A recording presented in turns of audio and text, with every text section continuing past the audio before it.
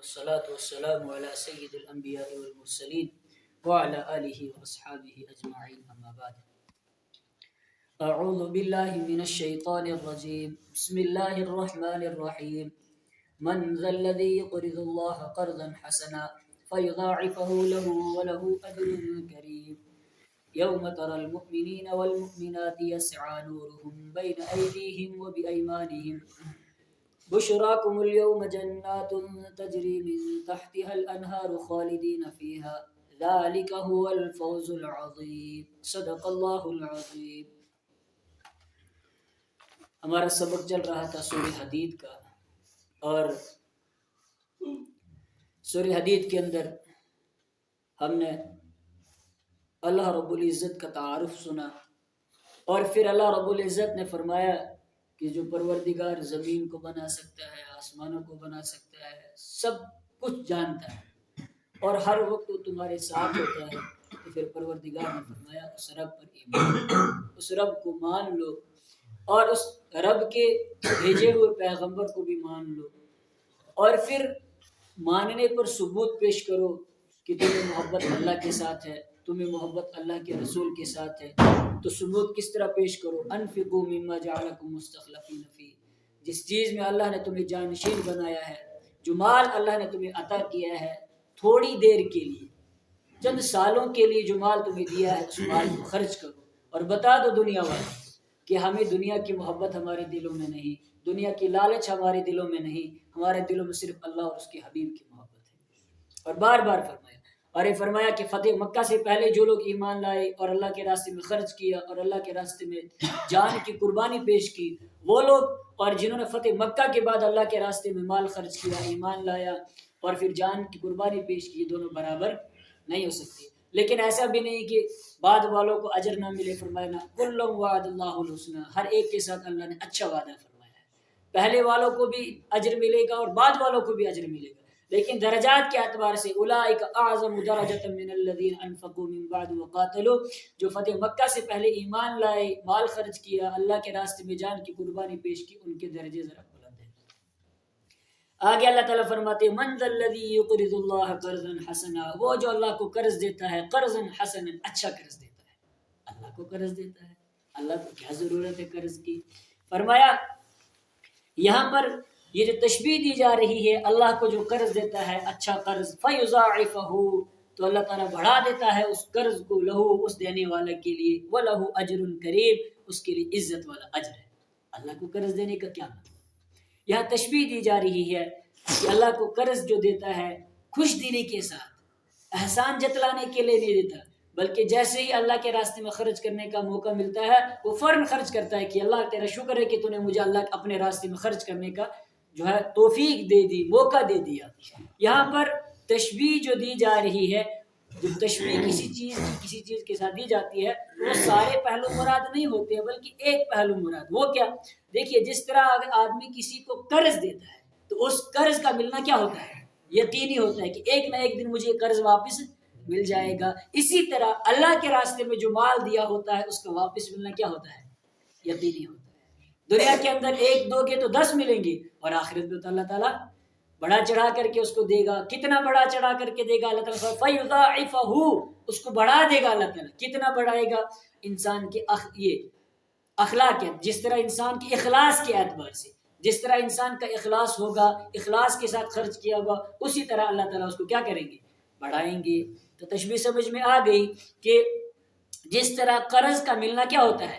یقینی ہوتا ہے، اسی طرح اللہ کے راستے میں جو مال خرچ کیا ہوتا ہے اس کا ملنا بھی کیا ہوتا ہے؟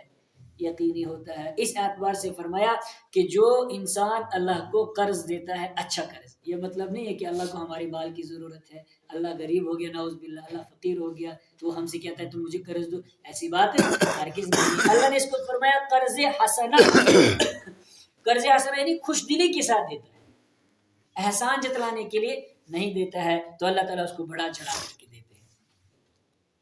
یوم تری المؤمنین والمؤمنات یسعی نورہم بین ایدیہم وبایمانہم، یوم تری، جس دن تو دیکھے گا، المؤمنین، ایمان والے مردوں کو، والمؤمنات، اور ایمان والی عورتوں کو. کون سا دن؟ قیامت کا دن. یسعی نورہم بین ایدیہم وبایمانہم، دوڑ رہی ہوگی روشنی ان کی بین ایدیہم ان کے ہاتھوں کے بیچ میں، یعنی ان کے سامنے، وہ بھی یہ بین ایدیہم وہ بھی ایمانہم ان کے سامنے، وہ بھی ایمانہم اور ان کی دائیں جانب، یعنی قیامت کے دن ایمان والوں کی جو روشنی ہوگی، روشنی کس چیز کی ہے؟ ایمان کی روشنی، اعمال کی روشنی، نمازوں کی روشنی، اور اسی طرح بہت سارے اعمال جو ہیں ان کی روشنی۔ حدیث کے اندر آتا ہے الصلاۃ نور، نماز روشنی ہے، تو نماز کی روشنی ہوگی۔ اور ایک روایت میں آتا ہے اللہ کے حبیب صلی اللہ علیہ وسلم نے فرمایا کہ قیامت کے دن ان لوگوں کو جو اندھیری راتوں میں کثرت سے مسجد کی طرف جاتے ہیں، ان کو پورے نور کی پوری روشنی کی خوشخبری سنا دو، یعنی جو نمازوں کی پابندی کرنے والے ہیں۔ اور ایک روایت میں فرمایا آپ صلی اللہ علیہ وسلم نے کہ جو انسان جمعہ کے دن سورہ کہف پڑھتا ہے، جمعہ کے دن سورہ کہف پڑھتا ہے، تو قیامت کے دن اس کے پاؤں سے لے کر کے آسمان تک ایک نور چمکے گی، ایک روشنی چمکے گی۔ اور اسی طرح اللہ کے حبیب صلی اللہ علیہ وسلم نے فرمایا جو شخص قرآن کریم کی ایک بھی آیت تلاوت کرے، کتنی؟ بہت زیادہ نہیں، ایک بھی آیت تلاوت کرے، تو کل قیامت کے دن یہ آیت اس کے لیے کیا بن جائے گی؟ روشنی بن جائے گی، نور بن جائے گی۔ جس دن تو دیکھا کہ ایمان والے مرد اور ایمان والی عورتوں کو ان کی روشنی ان کے سامنے اور ان کے دائیں جانب دوڑ رہی ہوگی، بشراکم اليوم، اور فرشتے ان سے کہیں گے، ان سے کہا جائے گا خوشخبری ہے تمہارے لیے آج، کس چیز کی؟ جنات، ایسے باغات کی، تجری من تحتها الانہار، جن کے نیچے نہریں جاری ہیں، جن کے نیچے نہریں بہتی ہیں، خالدین فیہا، اس میں ہمیشہ رہو گے، کس میں؟ جنت کے اندر، ان نہروں کے اندر، ان باغات کے اندر تم کیا رہو گے؟ ہمیشہ رہو گے، تمہیں اس میں سے نکلنا نہیں ہے۔ ذالک هو الفوز العظیم، یہی بڑی کامیابی ہے۔ کیا مطلب؟ دنیا کے اندر اگر کسی کے پاس مال ہوتا ہے، دولت ہوتی ہے، بڑا بنگلہ آ گیا، بڑی گاڑیاں آ گئی، تو انسان سمجھتا ہے یہ کیا ہو گیا؟ کامیاب ہو گیا۔ لیکن اگر دین پلے نہیں ہے تو کچھ بھی نہیں۔ اللہ نے فرمایا قیامت کے دن جو کامیاب ہو گیا، جس کو روشنی مل گئی، جس کا نامہ اعمال دائیں ہاتھ مل گیا، جو باغات کے اندر چلا گیا، ذالک هو الفوز العظیم، یہی بڑی کامیابی ہے۔ دنیا کی کامیابی کوئی بڑی کامیابی نہیں ہے۔ دنیا کی کامیابی تو بس چند روزہ ہے، موت آئی، دنیا کی کامیابی ختم۔ لیکن قیامت کے دن، آخرت کے دن جو کامیاب ہو گیا، اور وہ کامیابی کیا ہوگی؟ ہمیشہ کی کامیابی ہوگی، دائمی کامیابی ہوگی۔ اس لیے فرمایا ذالک هو الفوز العظیم، یہی تو بڑی کامیابی ہے۔ اچھا، شروع میں نے عرض کیا تھا کہ کچھ ایسے بھی لوگ ہوں گے کہ جن کو دنیا کے اندر انسان سمجھتا تھا یہ مقربین میں سے ہوں گے، بہت زیادہ اللہ کے قریب کیے ہوں گے، اصحاب الیمین میں ہوں گے، لیکن جب قیامت کے دن جب حساب کتاب ہوگا، اعمال ملیں گے، تو پتہ چلے گا یہ تو منافقین میں سے ہے، یہ تو جہنم کے نچلے طبقے والوں میں سے ہے۔ کون لوگ ہیں وہ؟ یوم یقول المنافقون والمنافقات، جس دن منافق لوگ کہیں گے، منافق مرد اور منافق عورتیں کہیں گی، للذین آمنوا، ان لوگوں سے جو ایمان لائے، انظرونا، ہمارا بھی انتظار کرو، نقتبس من نورکم، ہم تمہاری روشنی میں سے روشنی حاصل کریں گے۔ قیامت کے دن منافق لوگ، دنیا کے اندر تو منافق بظاہر اپنے آپ کو ایمان والا کہتے تھے نا، مسلمان اسلام قبول کیا ہوا تھا، لیکن نفاق چھپا ہوا تھا۔ عبداللہ ابن ابی منافق کے بارے میں میں نے کہا پہلی صف میں آ کر کے نماز پڑھتا تھا، جمعہ کے دن بھی پہلی صف میں آ کر کے نماز پڑھنا اور اعلان کرنا، او مسلمانوں، یہ اللہ کے رسول تمہارے درمیان میں، ان کی تعظیم کرو، ان کی عزت کرو، اور پہلی صف میں آ کر کے نماز پڑھتا ہے۔ لیکن پیٹھ پیچھے کیا کہتا ہے کہ ایک غزوہ کے میں چلے گئے، غزوہ میں شرکت کی اس نے بھی آپ صلی اللہ علیہ وسلم کے ساتھ، اور وہاں لوگوں سے کہنے لگا کہ جب ہم مدینہ میں پہنچیں گے تو عزت والا ذلیل آدمی کو نکال دیں گے، نعوذ باللہ، اپنے آپ کو عزت والا کہتا ہے اور اللہ کے حبیب کو ذلیل کہتا ہے۔ اللہ نے فرمایا وَلِلَّهِ الْعِزَّةُ وَلِرَسُولِهِ وَلِلْمُؤْمِنِينَ وَلَكِنَّ الْمُنَافِقِينَ لَا يَعْلَمُونَ، عزت تو اللہ کے لیے ہے، عزت تو اللہ کے حبیب کے لیے ہے، عزت ایمان والوں کے لیے، لیکن منافقوں کو پتہ نہیں ہے۔ تو یہ منافق قیامت کے دن ایمان والے مرد اور ایمان والی عورتوں سے کہیں گے کہ انتظار کرو ہمارا بھی، ہم بھی تمہاری روشنی میں سے روشنی حاصل کریں گے۔ قِيلَ ارْجِعُوا وَرَاءَكُمْ فَالْتَمِسُوا نُورًا، ان سے کہا جائے گا لوٹ جاؤ پیچھے، فَالْتَمِسُوا نُورًا، تو وہاں نور تلاش کرو، لوٹ جاؤ پیچھے اور روشنی تلاش کرو۔ پیچھے لوٹنے کا کیا مطلب ہے؟ اس کے دو مطلب ہیں۔ نمبر ایک، پیچھے لوٹ جاؤ، یعنی جاؤ دنیا میں واپس اور جا کر کے وہاں نیک اعمال کرو اور یہاں پھر آ کر کے روشنی حاصل کرو۔ دوسرا مطلب کہ محشر کے میدان میں جہاں اللہ رب العزت روشنی تقسیم فرما رہے تھے، وہاں جاؤ اور جا کر کے وہاں سے کیا کر کے آؤ؟ روشنی لے کر کے آؤ۔ وہاں لوٹیں گے لیکن وہاں کچھ بھی نہیں ہوگا۔ فَضُرِبَ بَيْنَهُمْ بِسُورٍ لَهُ بَابٌ، فَضُرِبَ بَيْنَهُمْ، تو ان کے درمیان دیوار کھڑی کر دی جائے گی، بِسُورٍ، دیوار، لہو باب، ایسی دیوار کہ جس کا ایک دروازہ ہوگا، اس دیوار کا کیا ہوگا؟ دروازہ ہوگا، اور پھر باطنہ فیہ الرحمہ، اس کا اندر کا حصہ اس میں رحمت ہوگی، مہربانی ہوگی، دیوار دروازے کی اندر کی جانب اللہ کی مہربانی ہوگی، وظاہرہ، اور اس کا ظاہر من قبلہ العذاب، اس کی جانب عذاب ہوگا، اندر اللہ کی مہربانی اور باہر اللہ کا عذاب ہوگا۔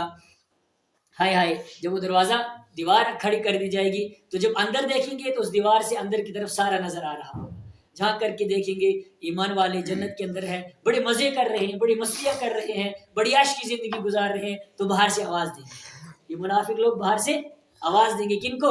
ایمان والوں کو۔ کیا آواز دیں گے؟ ینادونہم الم نکن معکم، وہ ان کو پکاریں گے، الم نکن معکم، کیا ہم تمہارے ساتھ نہیں تھے؟ دنیا کے اندر اکٹھے بیٹھتے تھے، اکٹھے اٹھتے تھے، اکٹھے کھاتے تھے، اکٹھے پیتے تھے، اکٹھے رہتے تھے، الم نکن معکم، کیا ہم تمہارے ساتھ نہیں تھے؟ تو ایمان والے کیا جواب دیں گے؟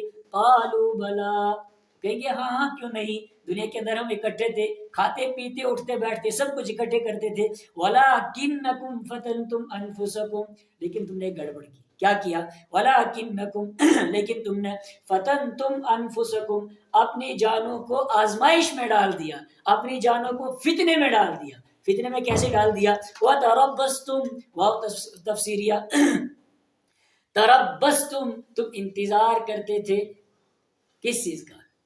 تم انتظار کرتے تھے کہ اس اونٹ کس کروٹ بیٹھے گا، کون جیتے گا، کون پارٹی کامیاب ہوگی، تو جو پارٹی تمہیں لگتا تھا کہ کامیاب ہو رہی ہے تم اسی کی طرف کھسک جاتے تھے۔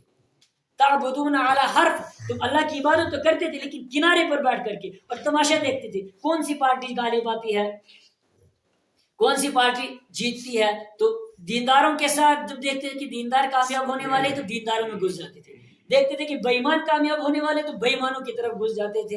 تربصتم، تم انتظار کرتے تھے، ورتبتم، اور تم شک کرتے تھے، قیامت کے بارے میں تم شک کرتے تھے، قیامت کا تمہیں یقین ہی نہیں آتا تھا کہ قیامت بھی قائم ہوگی یا نہیں ہوگی، قبر میں جانا ہے کہ نہیں جانا ہے، اللہ کی عدالت میں پیش ہونا ہے کہ نہیں ہونا ہے، اس کا تمہیں یقین نہیں تھا۔